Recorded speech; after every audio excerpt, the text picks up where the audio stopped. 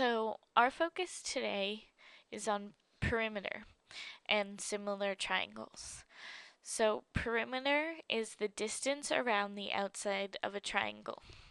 So, to find out what the perimeter of any triangle is, you're going to take its three sides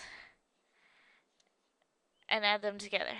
So for this triangle, we're going to set 6 plus 8 plus 12 is equal to our perimeter. 8 plus 12 is 20 plus 6, 26. So the perimeter of this triangle is 26. So in similar triangles, the ratio of the perimeters is equal to the ratio of any particular pair of sides. So in order to find the ratio of the perimeters, I'm just going to find out what the ratio of the sides are. So I'm going to take one side of the little triangle and put it over one side of the big triangle. And using our ratio rules, we can check to make sure that when we cross multiply, 12 does equal 12. So the ratio of each one of these sides is 2/3. So that means the perimeters are gonna have a ratio of 2/3. So we're gonna find the perimeter of each triangle and check to make sure that it is 2/3. So 2 plus 8 is 10 plus 14, or plus 4 is 14. So the perimeter of this one is 14. 3 plus 12 is 15, plus 6 is 21. If we put 14 over 21, and if you reduce by 7, you get 2 over 3. So yes, they do have the same proportion, or they do have the same ratio. So find the perimeter of these two triangles. So your little hint right here is that these triangles are similar. So if they're similar, then each side is in proportion. So we're going to find out the ratio of the side. So we're going to put this one of the little triangle over this one of the big triangle, because these are the corresponding sides. And if we reduce by 5s, we get 1/2. So there's two ways we can find the perimeter.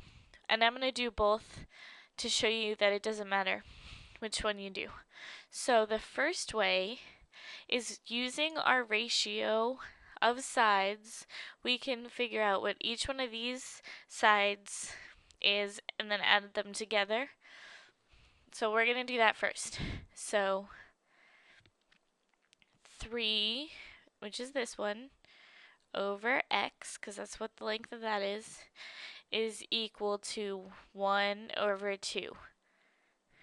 So if we cross multiply, we get x is equal to 6. So this length is 6. And if we did the same thing to this one, we'd get 6 as well, because we'd put 3 over, we'd call this y, and then we'd get y equal to 6. Because these two are congruent sides, and we know that because these two sides of the little triangle are congruent. So then we could add up 10 plus 6 plus 6, and we would get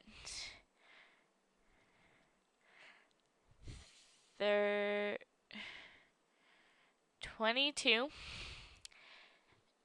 And we could add up the little triangle and get 3 plus 5 is equal to 11. So we could do that, or we could, since we know that the ratio of the sides are 1/2, we know that the ratio of the perimeters also has to equal 1/2.